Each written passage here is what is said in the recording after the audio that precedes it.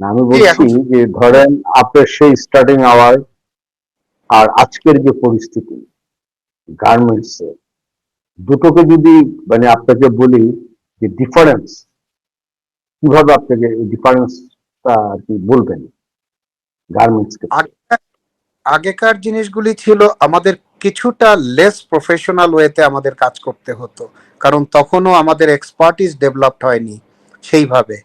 But বিল্ডিংটা fully compliance করে করা হয়নি। দুটো সিঁড়ি লাগে, ধরেন শুধু দুইটা সিঁড়ির কথার কথা, এক একটা লাগবে 4-5 ফিট, আর একটাও লাগবে 5 ফিট, সেখানে হয়তো 1 ফিট কম আছে। কমপ্লায়েন্সে যে আমাদের প্রবলেম হতো।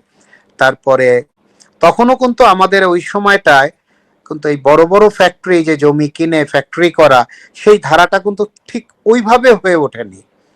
এখন কিন্তু প্রত্যেকটা গ্রুপ বা প্রত্যেকটা ফ্যাক্টরি দেখা যাচ্ছে নিজস্ব জমিতে একটা সুন্দরভাবে ওই গার্মেন্টস ফ্যাক্টরি করার জন্যই একটা প্ল্যান করে আর্কিটেক্ট ইঞ্জিনিয়ারদেরকে দিয়ে একটা বিল্ডিং করানো হচ্ছে, লোড দেখে অনেক কিছু করে। এটা আমি বলছি রানা প্লাজার অনেক আগের কথা।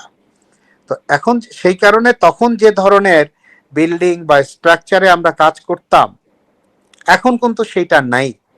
এখন আমাদের বাংলাদেশের গার্মেন্টসের স্ট্যান্ডার্ড ওয়ার্ল্ড ক্লাস বললে কম হবে না। এবং কিছু কিছু জায়গায় আমরা, স্পেশালি আমার ফিল্ডটা ছিল ওভেন আর নিটের, কিছু কিছু ফিল্ডে আমরা মোটামুটিভাবে 100% আমরা কমপ্লায়েন্স এবং আমাদের ক্যাপাসিটি হয়ে গেছে। যেমন ওভেনের কিছু কাপড় আমরা হয়তো সব কাপড় বানাতে পারি না, যেমন লিলেনের কাপড়টা আমাদের আনতে হয়।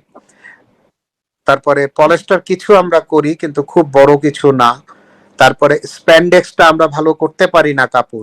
এটা ওভেন সেক্টরে, মানে শার্ট, জ্যাকেট, কোট, যেগুলি বড় হয় না কাপড়টা, দ্যাট ইজ দ্য ওভেন সেক্টরের সেটা। আর নিটের সেক্টরটা বলা যায় যে 100%ই বলতে গেলে এখন নিজের পায়ে দাঁড়ানো।